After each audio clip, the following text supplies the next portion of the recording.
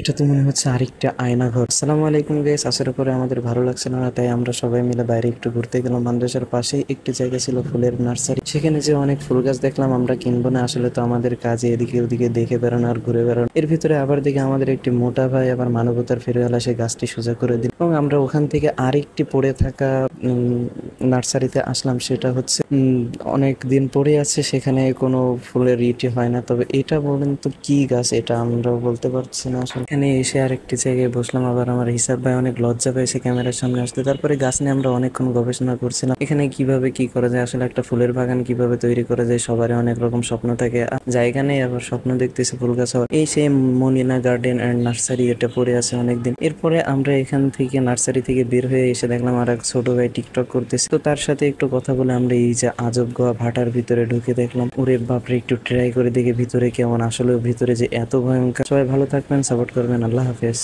দোয়া করি আপনারাও ভালো থাকবেন, আর অবশ্যই চ্যানেলটি সাবস্ক্রাইব করে দিবেন।